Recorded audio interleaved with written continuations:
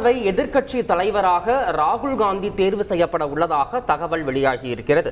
மேலும் இது தொடர்பான கூடுதல் விவரங்களை நமது செய்தியாளர் ரமேஷ் வழங்கிட கேட்கலாம். ரமேஷ், மக்களவை எதிர்க்கட்சி தலைவர் பதவிங்கிறது கிட்டத்தட்ட கேபினட் அமைச்சர் பதவிக்கு இணையானதுன்னு சொல்லலாம். அப்படி இருக்கையில எதிர்க்கட்சி தலைவர் பதவியானது ராகுல் காந்திக்கு வழங்கப்படுமா? அங்க இருக்கக்கூடிய காங்கிரஸ் வட்டாரங்கள் என்ன தெரிவிக்கின்றன? முழு விவரங்கள் ரமேஷ்.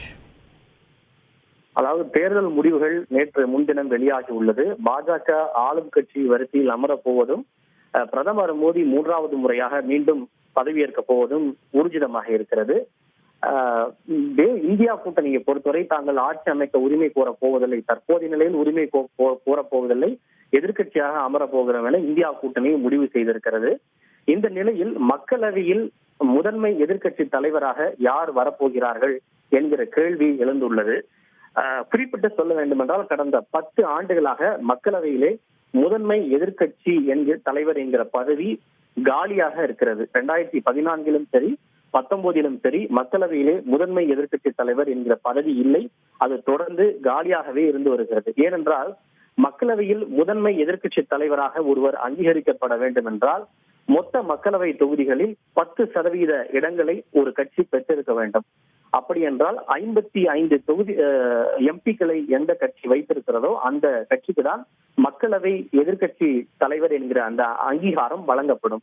ஆனால் 2014 காங்கிரஸ் கட்சி 44 எம்பிக்களை மட்டுமே வைத்திருந்தது.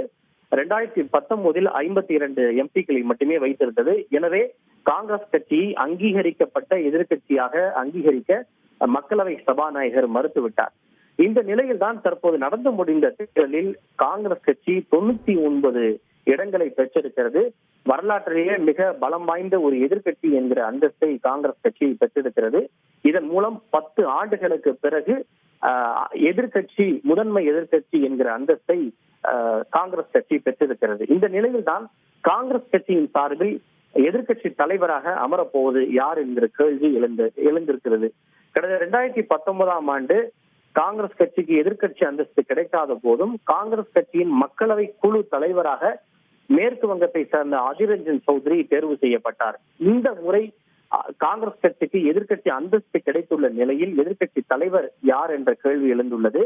ராகுல் காந்தி எதிர்க்கட்சி தலைவர் பதவியை ஏற்க வேண்டும் என்று காங்கிரஸ் கட்சியினுடைய மூத்த தலைவர்கள் பலரும் வற்புறுத்தி வருகின்றனர். ஆனால் அதனை ஏற்க ராகுல் காந்தி முன் வருவாரா இல்லையா என்கிற கேள்வி எழுந்துள்ளது. மக்களவை முதன்மை எதிர்க்கட்சி தலைவர் என்கிற அந்த பதவி கேபினட் அமைச்சர் பதவி அந்தஸ்துக்கு இணையானது. அதற்கு அரசின் சார்பில் ஊதியெல்லாம் கூட வழங்கப்படும். 3,30,000 ரூபாய் ஊதியெல்லாம் கூட வழங்கப்படும். அவர்களுக்கு என்று தனி பாதுகாப்பு அதிகாரிகள் உண்டு, கான்வாய் உண்டு, உள்ளிட்ட பல்வேறு சலுகைகள் கூட இருக்கிறது. இந்த நிலையில் அந்த தலைவர் எதிர்க்கட்சி தலைவர் பதவிக்கு ராகுல் காந்தி முன் வருவாரா அல்லது வேறு யார் முன் வருவார்கள் என்ற ஒரு கேள்வி எழுந்துள்ளது. இது மட்டும் இல்லாமல் மக்களவை எதிர்க்கட்சி தலைவர்கள் பல்வேறு அரசின் முக்கிய குழுக்களில் முக்கிய பங்காற்றுகிறார்கள். நாடாளுமன்றத்தினுடைய பொது கணக்கு குழு, பல்வேறு நாடாளுமன்ற கூட்டுக்குழு, பல்வேறு பொதுத்துறை நிறுவனங்களுடைய தலைவர் உள்ளிட்ட நியமனங்களில் எல்லாம் மக்களவை எதிர்க்கட்சி தலைவர் முக்கிய பங்கு வகிக்கிறார். மிக குறிப்பாக சொல்ல வேண்டும் என்றால் தலைமை தேர்தல் ஆணையர்கள் நியமனத்திலும் மக்களவை எதிர்க்கட்சி தலைவரை கொண்ட குழுதான் தேர்வு செய்கிறது என்பது குறிப்பிடத்தக்கது. காங்கிரஸ் கட்சி தொடர்ந்து தேர்தல் ஆணையர்கள் நியமனத்தில் வெளிப்படைத்தன்மை இல்லை என்று தொடர்ச்சியாக விமர்சனம் செய்து வருகிறது. இது போன்ற சூழலில் ராகுல் காந்தி எதிர்க்கட்சி தலைவர் பதவியை ஏற்று இது போன்ற முக்கிய நியமனங்களில் அவரும் பங்கு கொண்டால் வெளிப்படைத்தன்மை இன்னும் கூடுதலாக இருக்கும் என்கிற ஒரு கருத்து முன்வைக்கப்படுகிறது. தேர்தல் ஆணையர்கள் நியமனம் மட்டுமல்ல, லோக்பால் தலைவர் நியமனம், தேசிய மனித உரிமை ஆணைய தலைவர்கள் நியமனம், சிபிஐ டைரக்டர் உள்ளிட்ட பல்வேறு நியமனங்களிலும் மக்களவை எதிர்க்கட்சி தலைவருக்கு மிக முக்கியமான ஒரு பொறுப்பு உண்டு. அவரை உள்ளடக்கிய குழுதான் தேர்வு செய்யும் என்பது குறிப்பிடத்தக்கது.